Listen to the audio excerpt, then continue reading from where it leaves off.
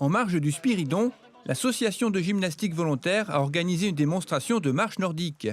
Très en vogue actuellement, cette activité sera proposée au public en septembre prochain. Qu'est-ce que la marche nordique? Comment se pratique-t-elle?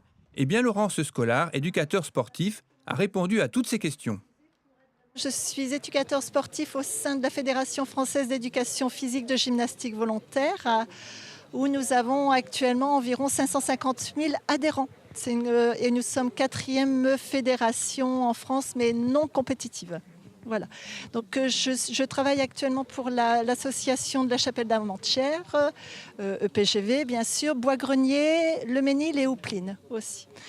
Donc, je vais vous présenter un petit peu la marche nordique. Donc, cette activité a été mise en place par la Fédération d'athlétisme et de randonnée dans un premier temps dans les années 90. Et après, nous, au niveau de la fédération, nous l'avons exploité un petit peu. Nous avons l'intention, avec l'association, de mettre une activité en route au mois de septembre 2014. Le samedi, et apparemment, ça serait l'après-midi. Voilà. Donc cette activité, bien entendu, c'est en plein air. C'est une activité avec des bâtons, pas des bâtons de randonnée, ça n'a rien à voir. C'est un bâton avec un gantelet bien spécifique à base de carbone. Donc qui dit carbone dit bâton beaucoup plus léger. Et nous pouvons bien entendu aller dans les sentiers, sur la route, etc., etc. Au niveau de la randonnée, c'est vrai que nous faisons de la rando. Les bâtons de marche nordique servent à faire de la rando.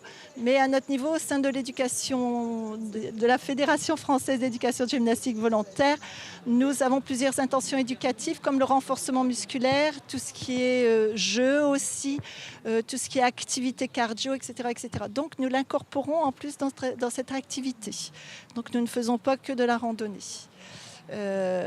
L'activité en elle-même, ce qui est intéressant, c'est que beaucoup de couples y participent. C'est pas, les hommes sont très peu activité en salle, ça c'est clair. Donc les couples se retrouvent dans ce genre d'activité en plein air. C'est une activité très très intéressante où l'on travaille beaucoup, bien sûr, les fessiers, les abdos, les triceps au niveau des bras, puisqu'il y a une façon de tenir les bâtons, de laisser aller vers l'arrière, etc., etc. C'est assez physique quand même et très, très intéressante.